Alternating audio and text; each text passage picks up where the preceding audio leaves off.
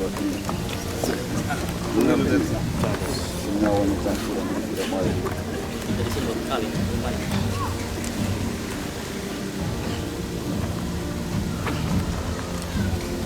Yesus Kristus adalah batu penjuru. Kiranya pembangunan pagar ini diberkati dan dikuduskan di dalam nama Bapa, Anak, dan Roh Kudus. Amin.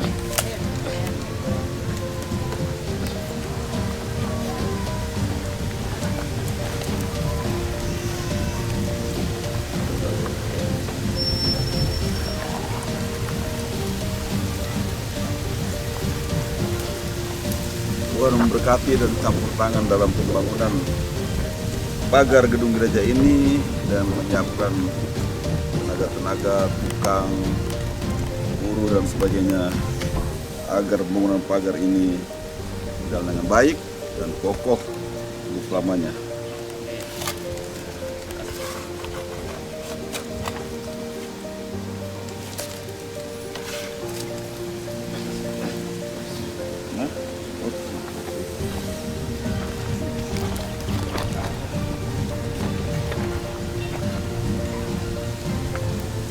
Memberkati pembangunan pagar ini sebagai bentuk pembangunan kita selanjutnya untuk jemaat Getsemani Immanuel.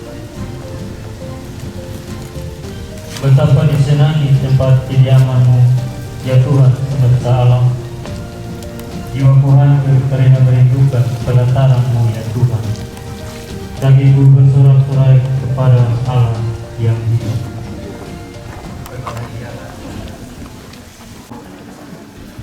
Bapak seluruh jemaat Gereja Getsemani Remadan, kiranya dengan nama ini seluruh umat makin mengenal Kristus, Tuhan Juru Selamat.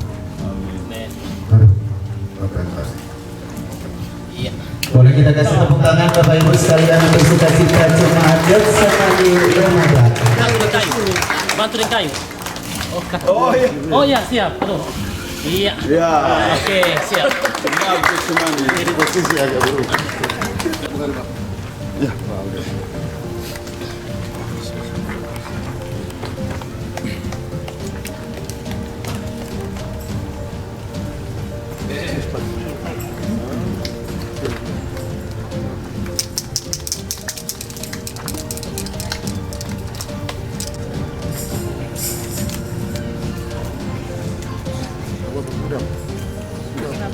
Iya, mati punya mau punya.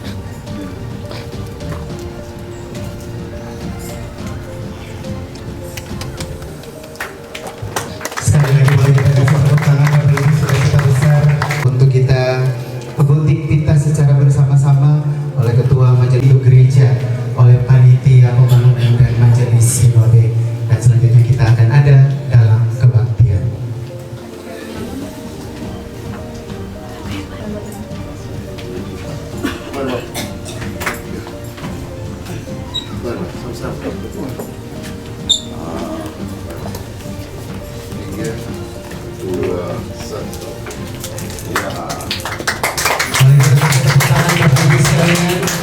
Dan selanjutnya Ketua Majelis Sinode dan juga Wakil Gubernur Nusa Tenggara Timur akan ada dalam gedung kebaktian diantar dengan tarian Volte, dan selanjutnya kita diundang untuk ada di dalam gedung kebaktian dalam penapisan gedung kebaktian Jemaat Gemih Getsemani Lemada Klasis Sulam. Mike.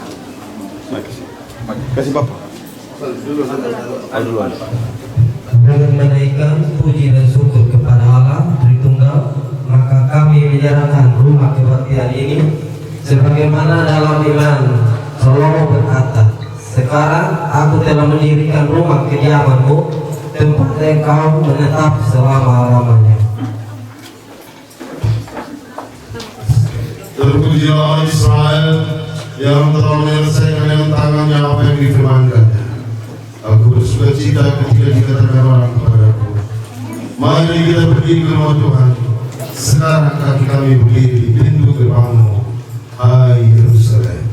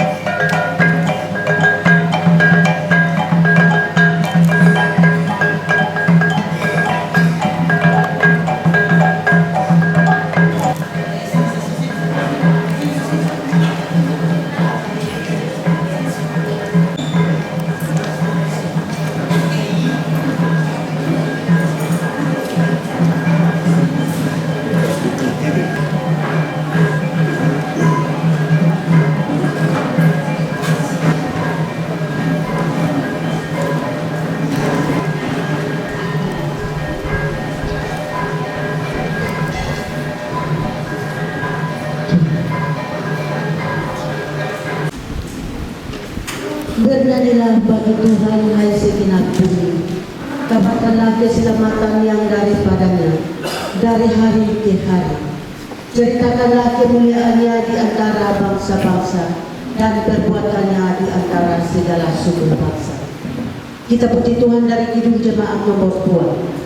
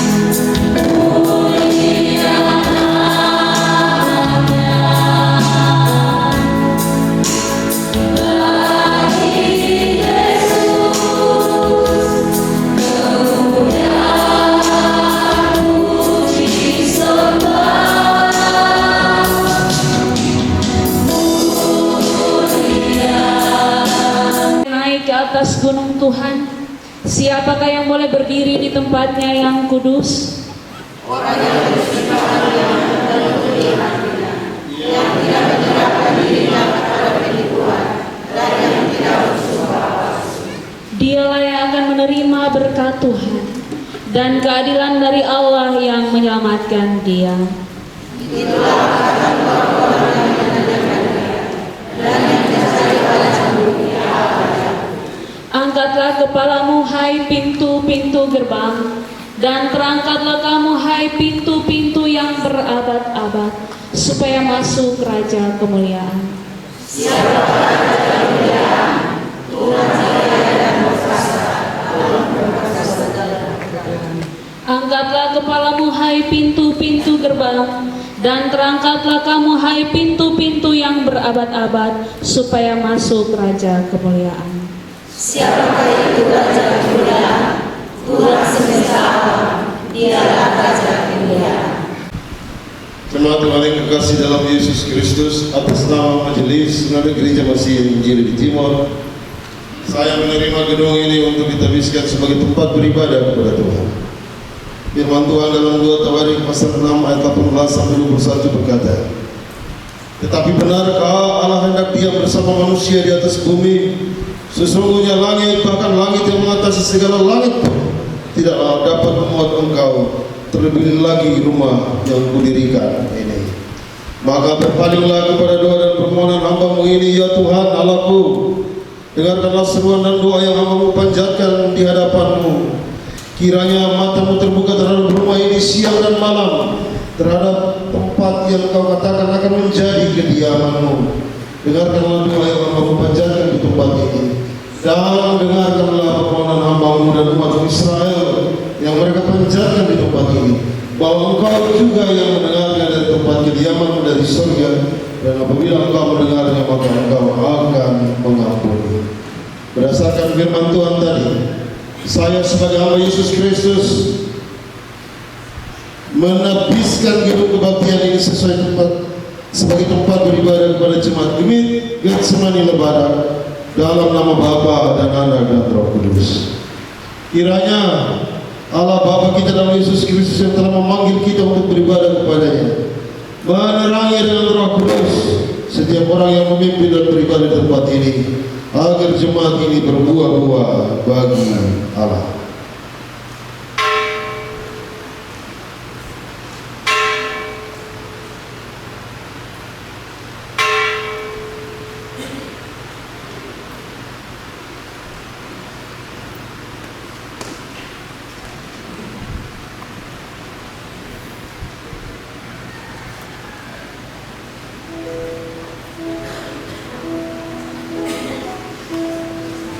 Yesus ditolak di Nazaret. Ia datang ke Nazaret, tempat ia dibesarkan, dan menurut kebiasaannya pada hari Sabat ia masuk ke rumah ibadat, lalu berdiri untuk membaca. Kepadanya diberikan gulungan kitab Nabi Yesaya. Ia menyebutkannya dan menyebutkan nafs di mana karena ia telah menyurapi aku untuk menyampaikan kabar baik kepada orang-orang miskin. Ia telah menutup gulungan itu, memberikannya kembali kepada petugas lalu duduk. Maka semua orang dalam bacaan pengucapan syukur yang atasnya kita ucapkan syukur adalah tanda persekutuan dengan darah Kristus. Bukankah roti yang kita pecahkan ini adalah tanda persekutuan kita dengan tubuh Kristus? Tuhan Yesus mengambil roti, mengucap syukur, memecah-mecahkan dan memberikannya kepada mereka. Katanya,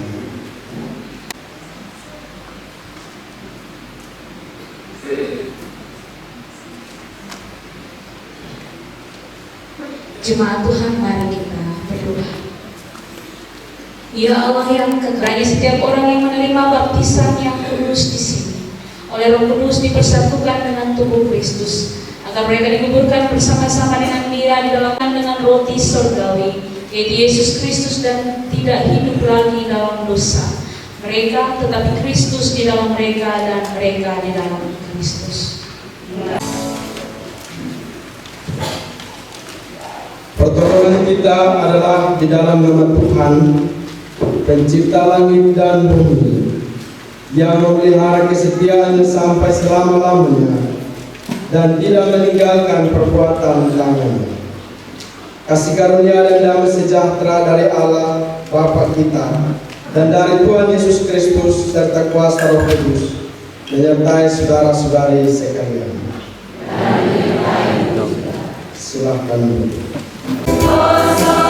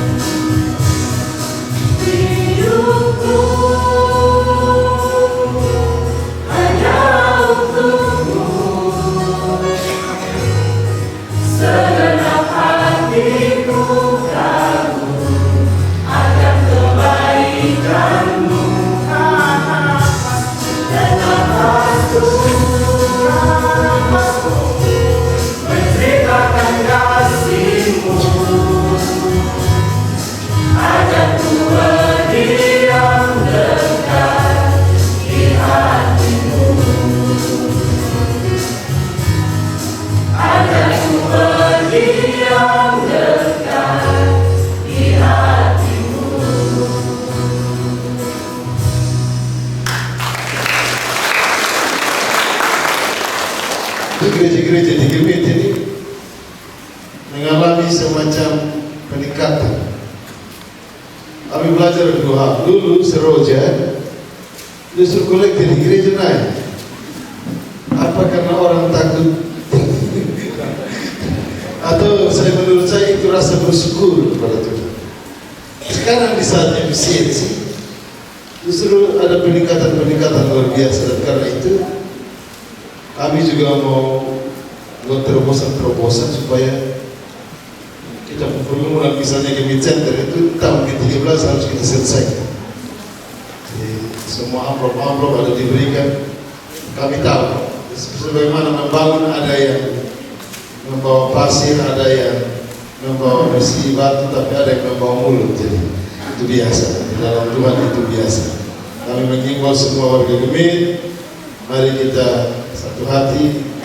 Ini pilot project semacam role model untuk, kalau Gemit ini dengan jumlah anggota jiwa itu 2,2 juta jiwa, kita ini bisa, kalau kita bersatu, soal pendidikan di NTT bisa kita selesaikan.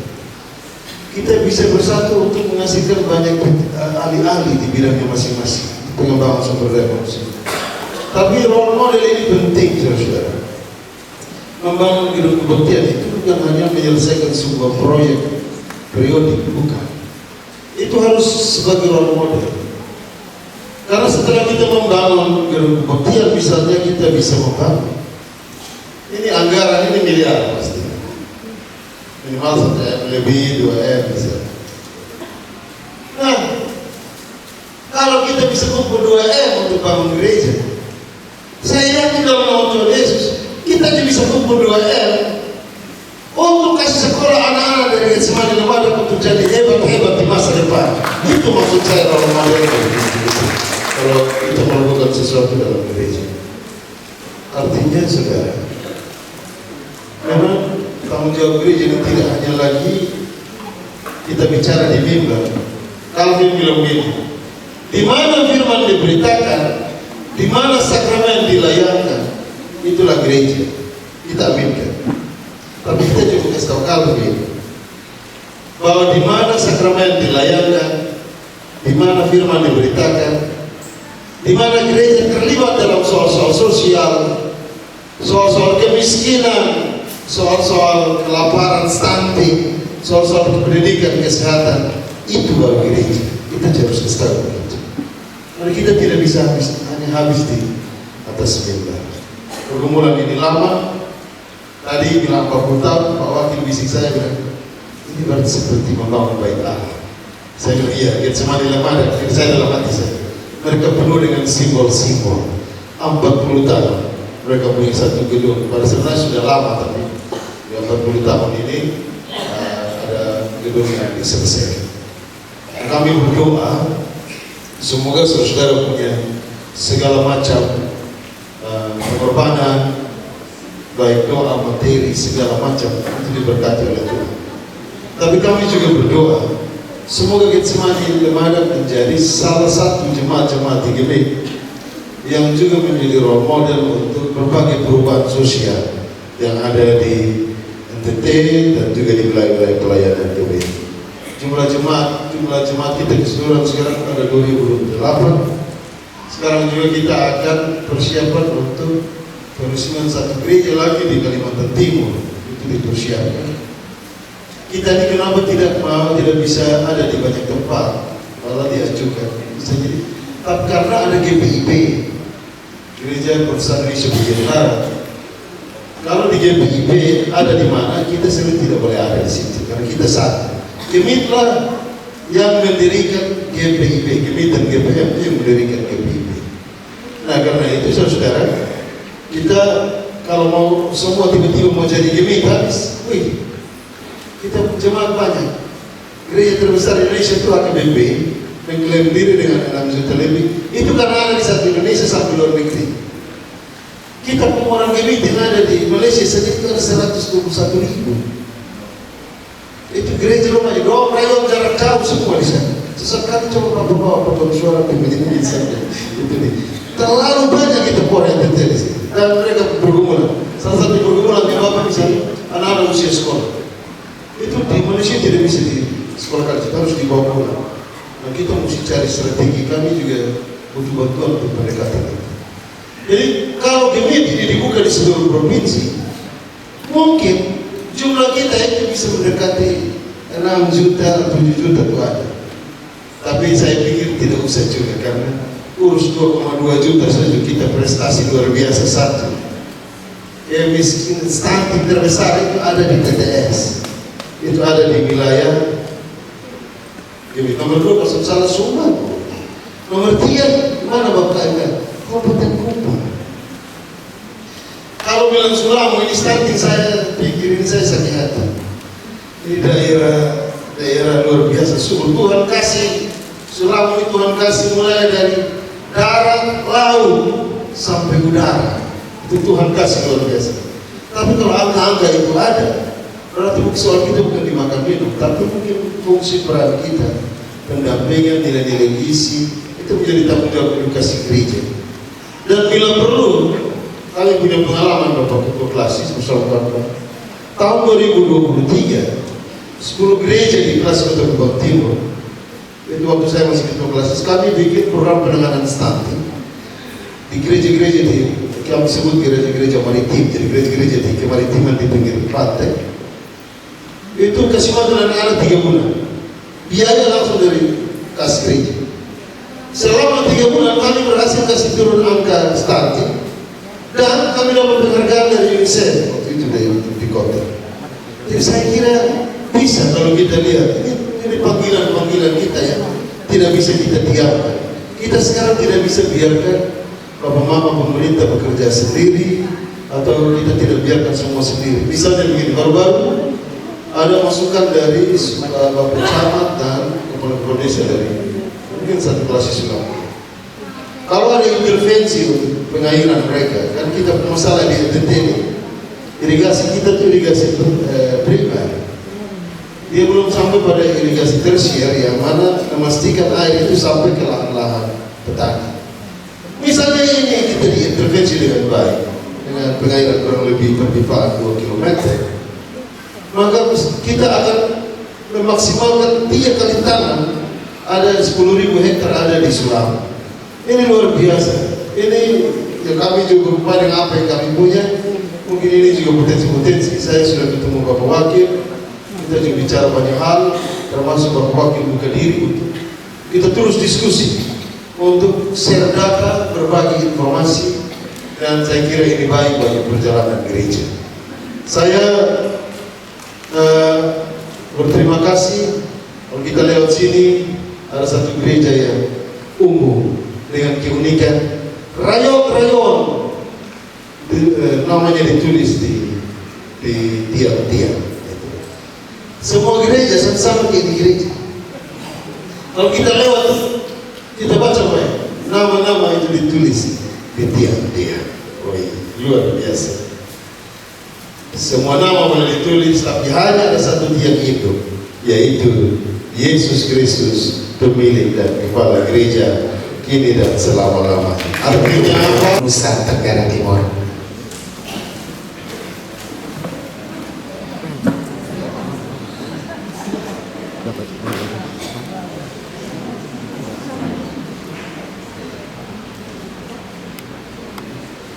Salam.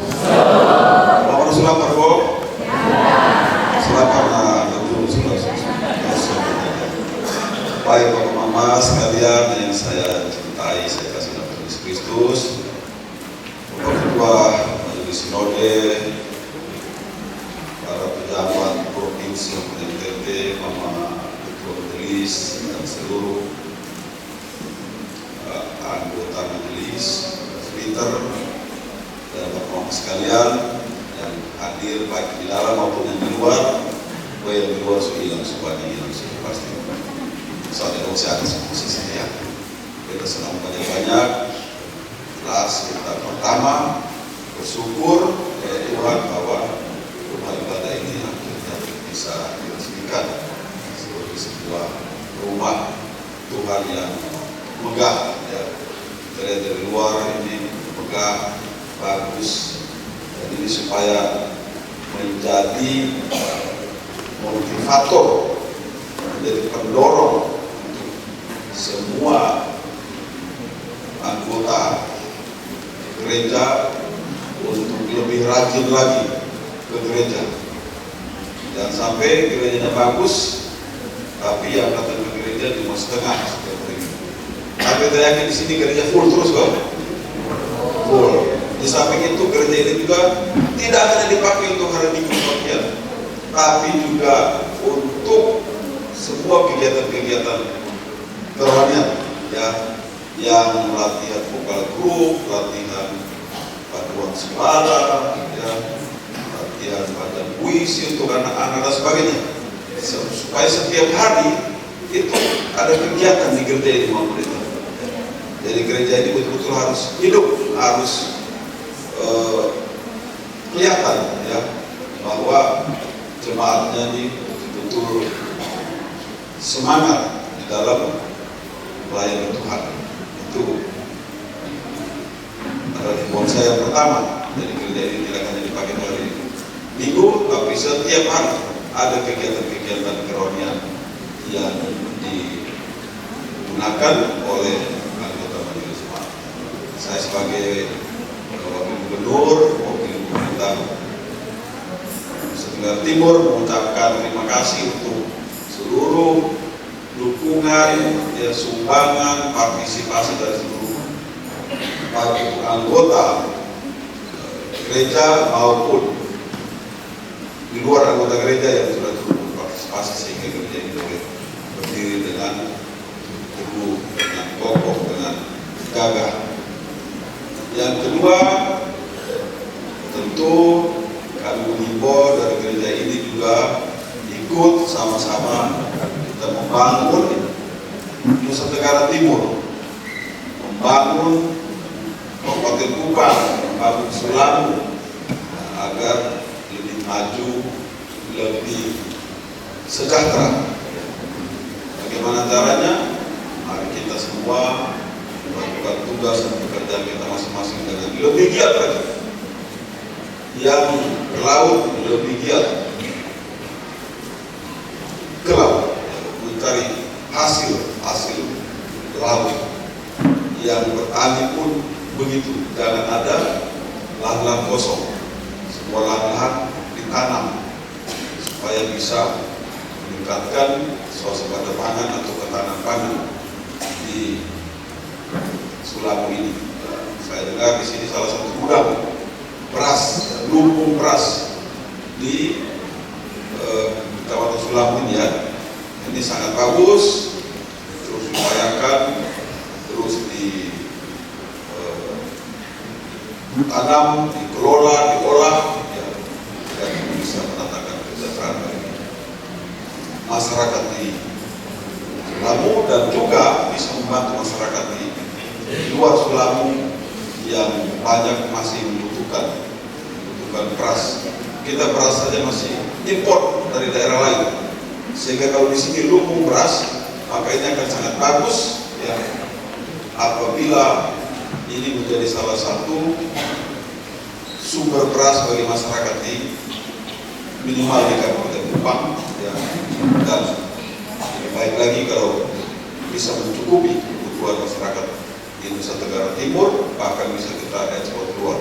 Tapi kita tidak perlu ekspor ke daerah lain, yang penting ini bisa mencukupi makan minum di Sulamu dan Kabupaten Kupang, karena ini adalah makanan pokok kita. Dan yang terakhir, ini tadi disinggung tentang stunting oleh Bapak Ketua Majelis Sinode. Stunting ini tanggung jawab kita semua, tidak bisa pemerintah saja. Tanggung jawab masyarakat, dari keluarga-keluarga. Jadi perlu paham tentang stunting, yaitu pertumbuhan anak yang tidak normal karena kurang gizi. Sejak dalam kandungan sampai umur 3 tahun, ini ibu hamil harus diberikan makanan yang bergizi, anak-anak harus diberikan makanan yang bergizi supaya dia tumbuh sehat, dia menjadi generasi muda yang kuat dan cerdas. Orang tua mengalah dulu. Kenapa sekarang mengalah?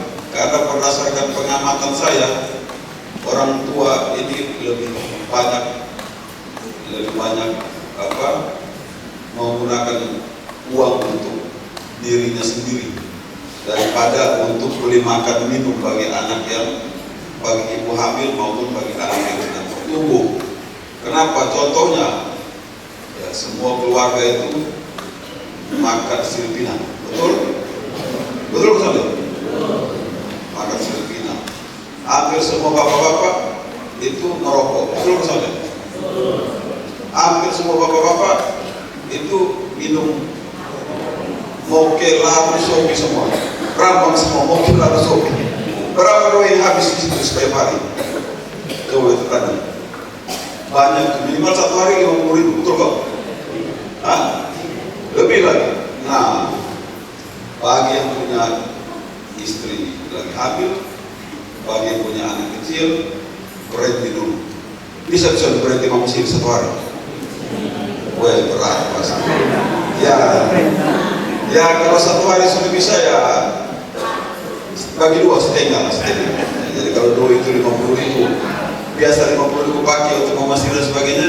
Sekarang 25.000 untuk pakai untuk beli telur, beli kacang hijau, ya kan, ikan, daging, kasih makan anak cucu kita supaya mereka pintar, sehat, badan tinggi besar, kemudian menjadi generasi penerus daerah, bangsa, orang jadi camat, jadi bupati, jadi anggota DPR, bahkan jadi gubernur, wakil gubernur. Mau kesana anak-anak hebat, jadi orang sukses.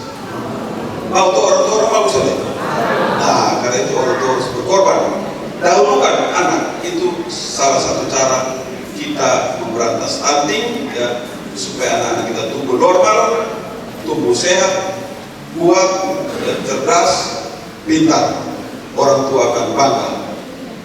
Tapi kalau dia anak misal cuma minum mabuk, tidur di pinggir jalan, bangga kesana kira-kira? Bangga kesana? Bangga juga? Nah, pasti tidak. Nah, ini 3 hal yang saya sampaikan pada kesempatan yang baik ini.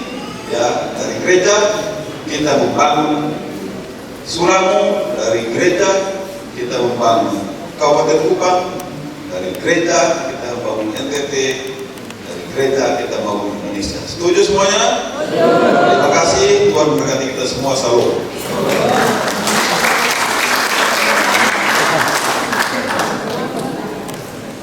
Bibir kota Kupang, tetapi perkembangan teknologi yang mereka kuasai juga bagian dari pelayanan mereka untuk kemuliaan nama Tuhan. Dan ini adalah bentuk pelayanan mereka dan selaku tulang punggung gereja dalam setiap minat dan bakat yang dimiliki. Izin Bapak 1, 2, 3. Ya, terakhir biar sampaikan.